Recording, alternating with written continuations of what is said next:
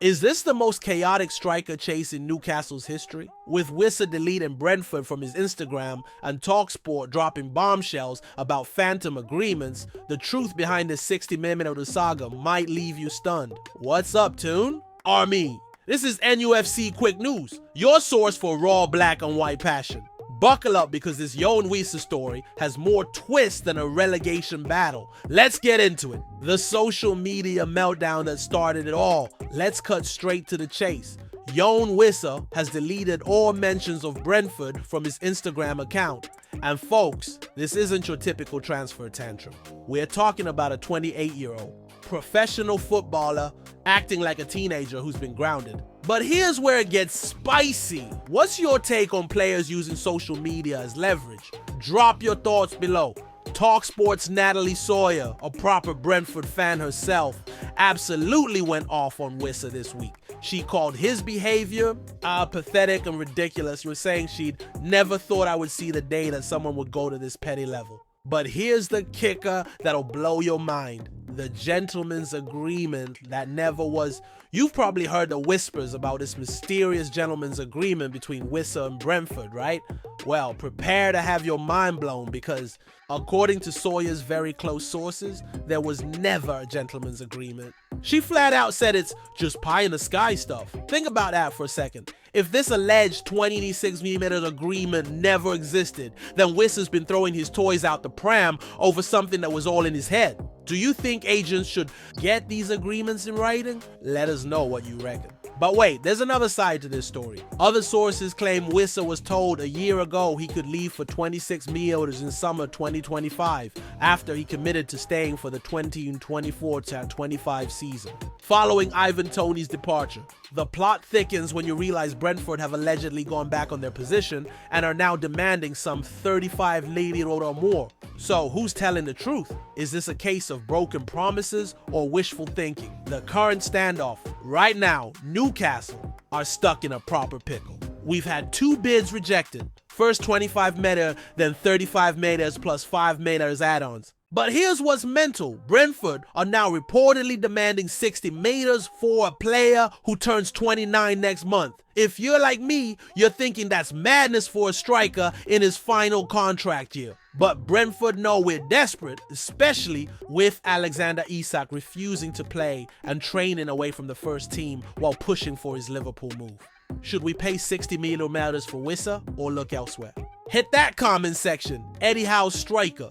Crisis, let's be honest about our situation.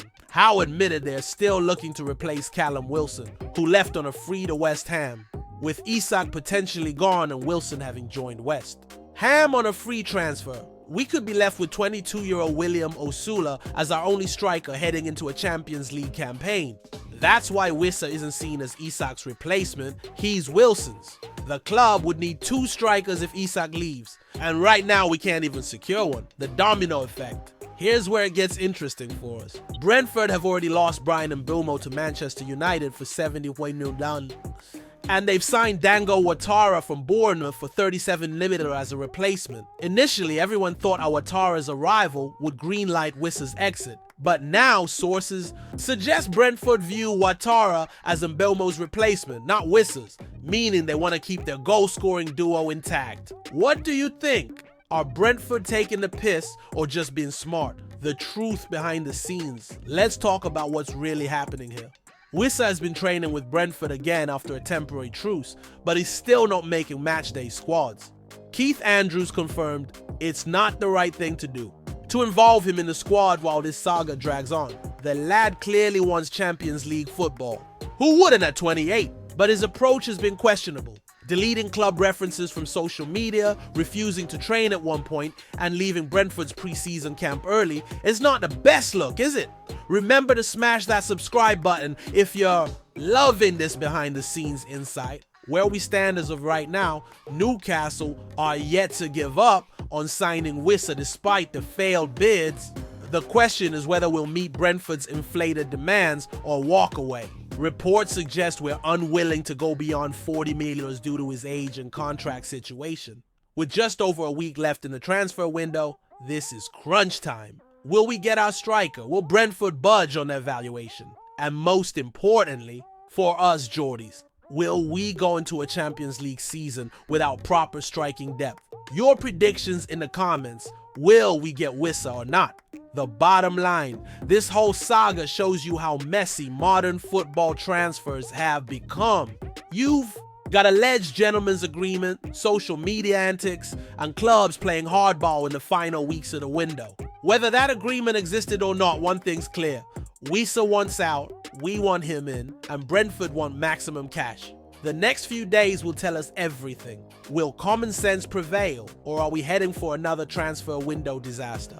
Keep your eyes peeled, Toon Army, because this story is far from over. Drop your thoughts below. Team WISSA, or move on to other targets. Smash that like button if you're buzzing for more transfer drama, and hit subscribe to never miss a Toon update.